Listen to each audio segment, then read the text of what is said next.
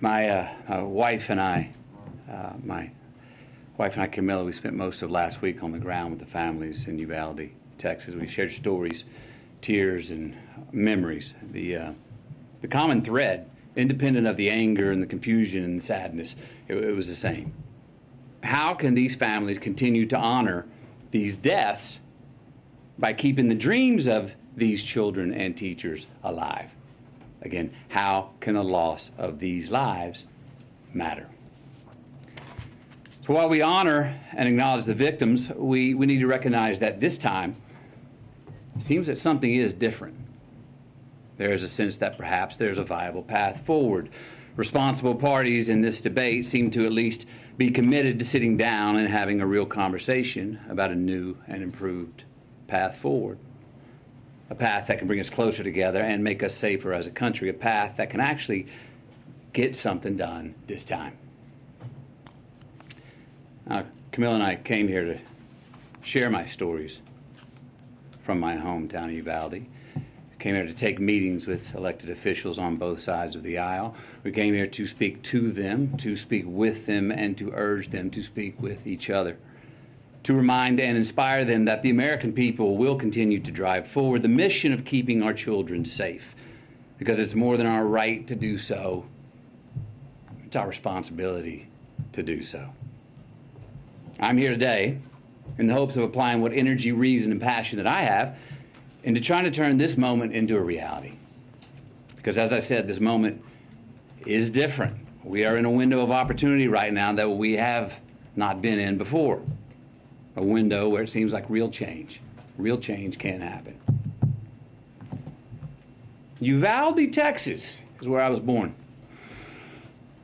It's where my mom taught kindergarten less than a mile from Robb Elementary. Uvalde is where I learned to master a Daisy BB gun. That took 2 years before I graduated to a .410 shotgun. Uvalde is where I was taught to revere the power and the capability of the tool that we call a gun. Uvalde is where I learned responsible gun ownership.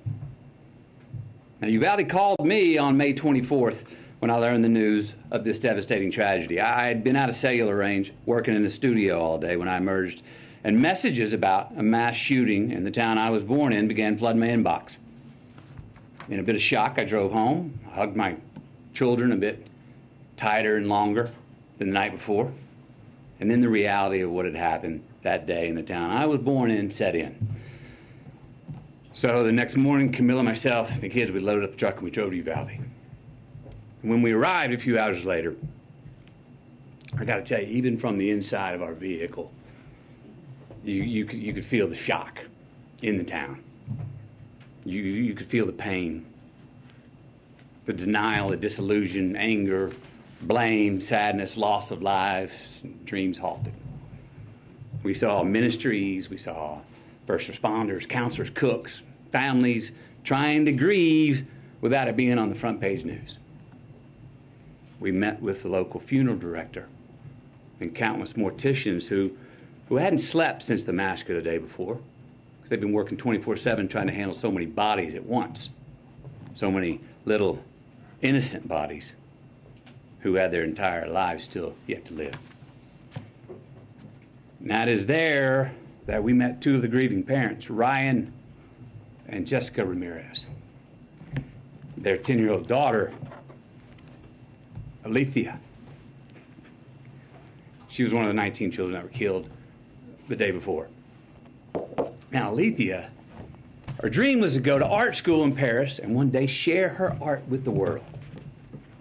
Ryan and Jessica were eager to share Alethea's art with us and said if we could share it, that somehow, maybe that would make Alethea smile in heaven.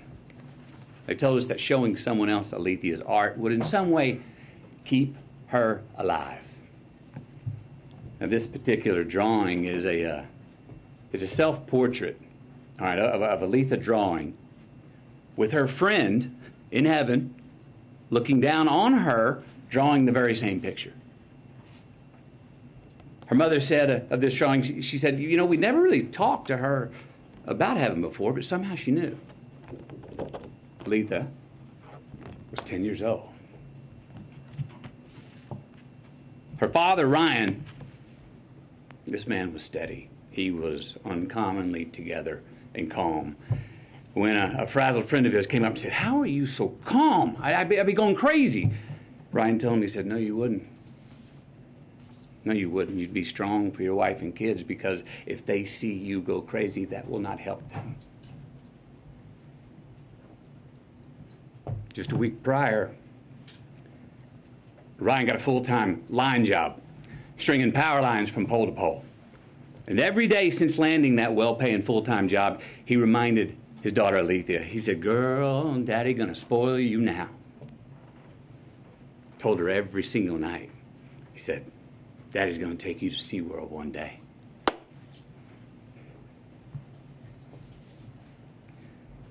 But he didn't get to spoil his daughter. Alethea, she did not get to go to SeaWorld.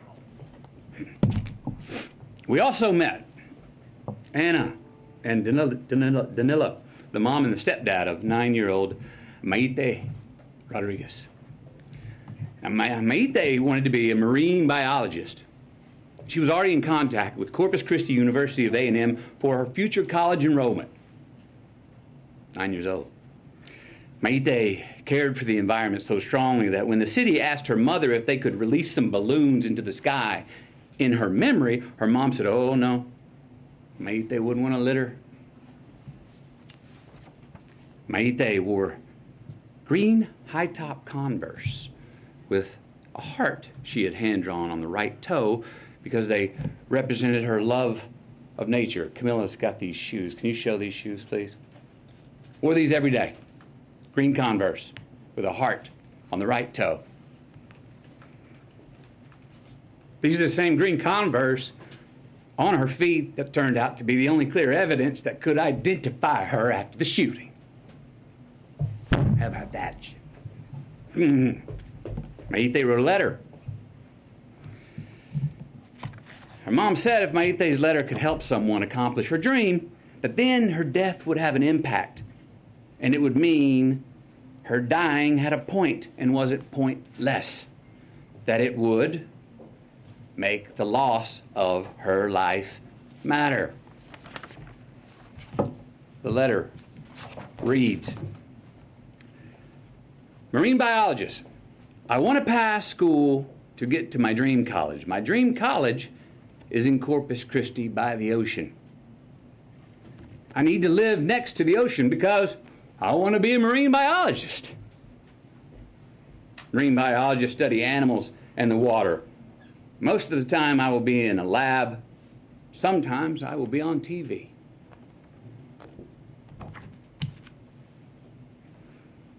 Then there was Ellie Garcia, a 10-year-old, and her parents, Stephen and Jennifer. Ellie loved to dance and she loved church. She even knew how to drive tractors and was already working with her dad and her uncle mowing yards. Ellie was always giving of her gifts, her time, even half-eaten food on her plate. They said around the house, we called her the Great Regifter. Smiling through tears, her family told us how Ellie loved to embrace, said she was the biggest hugger in the family. Now, Ellie was born Catholic, but had been going to Baptist church with her uncle for the last couple of years.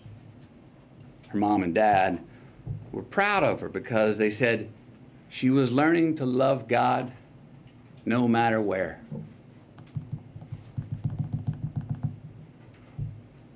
The week prior to her passing, she'd been preparing to read a verse from the Bible for the next Wednesday night's church service. The verse was from Deuteronomy 6:5. "And thou shalt love the Lord thy God with all thy heart, with all thy soul, and with all thy might." That's who Ellie was becoming. But she never got to read it. Service on that Wednesday night. Then there was a fairy tale love story of a teacher named Irma and her husband Joe. What a great family this was. This was an amazing family. Camilla and I, we sat with about 20 of their family members in their living room, along with their 4 kids. Kids were 23, 19, 15, and 13. They shared all these stories about how Irma and Joe served the community and would host all these parties, and how Irma and Joe were planning on getting a food truck together when they soon retired. They were humble, hard-working people. Irma was a teacher who her family said went above and beyond and just couldn't say no to any kind of teaching. Joe had been commuting to and from work 70 miles away in Del Rio for years. Together they were the glue of the family. Both worked overtime to support their 4 kids. Irma even worked every summer when school was out. The money she had made 2 summers ago paid to paint the front of the house. The money she made last summer paid to paint the sides of the house. This summer's work was going to pay to paint the back of the house. Because Irma was one of the teachers who was gunned down in the classroom. Joe, her husband, literally died of heartache the very next day when he had a heart attack.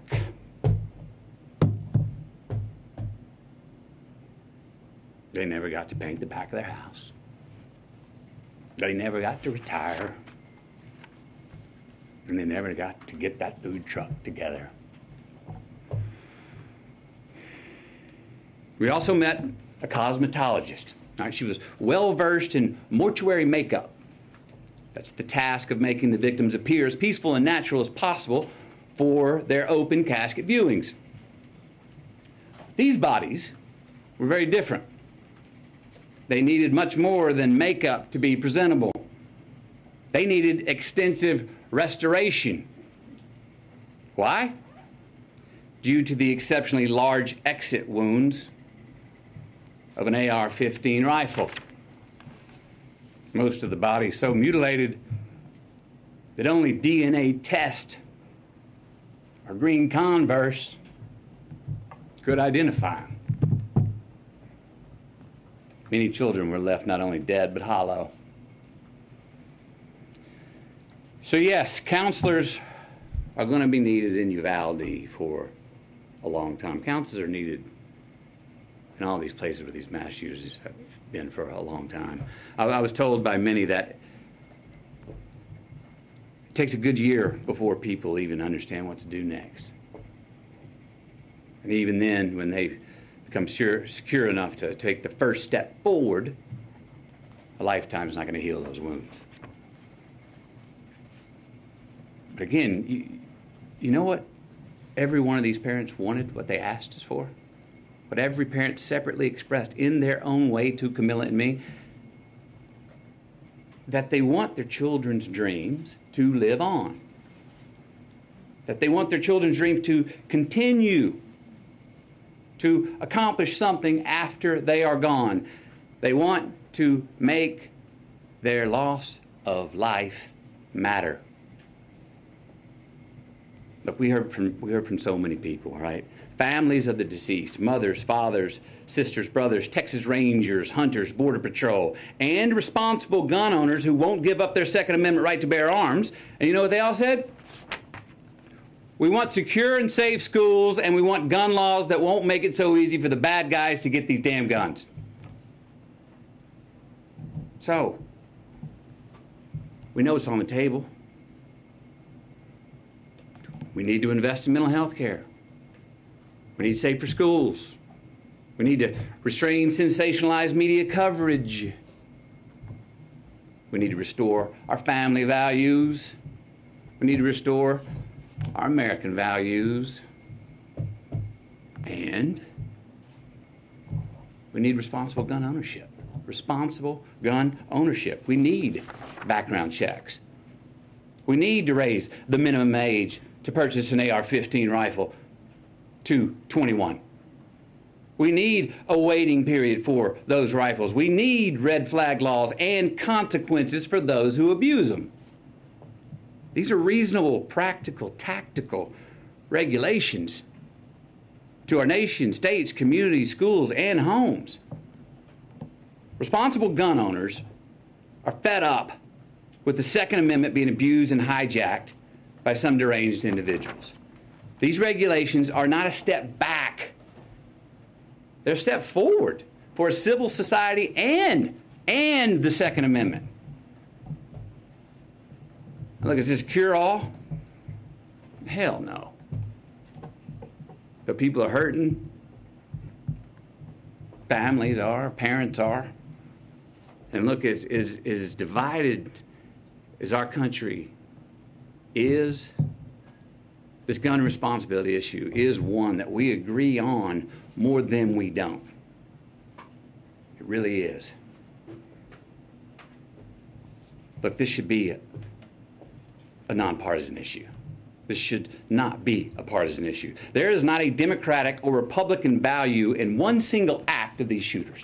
It's not. But people in power have failed to act. So we're asking you. And I'm asking you, will you please ask yourselves, can both sides rise above? Can both sides see beyond the political problem at hand and admit that we have a life preservation problem on our hands? Because we got a chance right now to reach for and to grasp a higher ground above our political affiliations. A chance to make a choice that does more than protect your party. A chance to make a choice that protects our country now and for the next generation. We've got to take a sober, humble, and honest look in the mirror and rebrand ourselves based on what we truly value. What we truly value. We've got to get some real courage and honor our immortal obligations instead of our party affiliations. Enough with the counterpunching. Enough of the invalidation of the other side. Let's come to the common table that represents the American people. Find a middle ground, the place where most of us Americans live anyway, especially on this issue. Because I promise you, America, you and me, we are not as divided as we are being told we are. No. How about we get inspired? Give ourselves just cause to revere our future again. Maybe set an example for our children. Give us reason to tell them, hey, listen and watch these men and women. These are great American leaders right here. Hope you grow up to be like them. And let's admit it. We can't truly be leaders if we're only living for re-election. Let's be knowledgeable and wise and act on what we truly believe. Again, we got to look in the mirror, lead with humility, and acknowledge the values that are inherent to, but also above politics. We got to make choices, make stands, embrace new ideas, and preserve the traditions that can create true progress for the next generation. With real leadership, let's start giving us, all of us, with real leadership, let's start giving all of us good reason to believe that the American dream is not an illusion. So where do we start? We start by making the right choices on the issue that is in front of us today. We start by making laws that save innocent lives and don't infringe on our Second Amendment rights.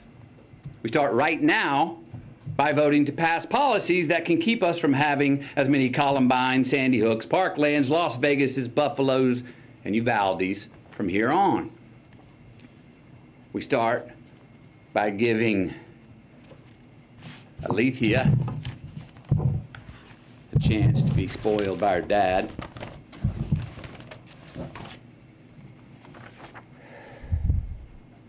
We start by giving Mayte a chance to become a marine biologist. Start by giving Ellie a chance to read her Bible verse at the Wednesday night service. We start by giving Irma and Joe a chance to finish painting their house. Maybe retire, get that food truck. We start by giving McKenna, Layla, Miranda, Nevaeh, Jose, Javier, Tess, Rogelio, Eliana, Annabelle, Jackie, Azuya, JC, Jayla, Ava, Amory, and Lexi. We start by giving all of them our promise that their dreams are not going to be forgotten. We start by making the loss of these lives matter.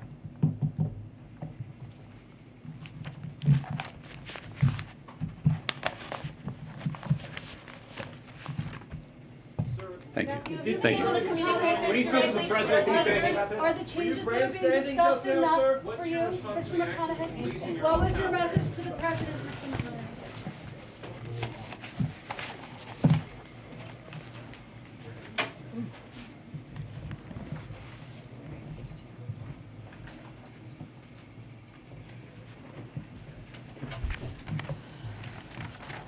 Okay. I know that the president has an event right after this. I think it's running a few minutes behind. So we'll do the briefing until we have to move to the event. I have a couple of things at the top, and then we'll open it up. As I just mentioned, soon the president will sign into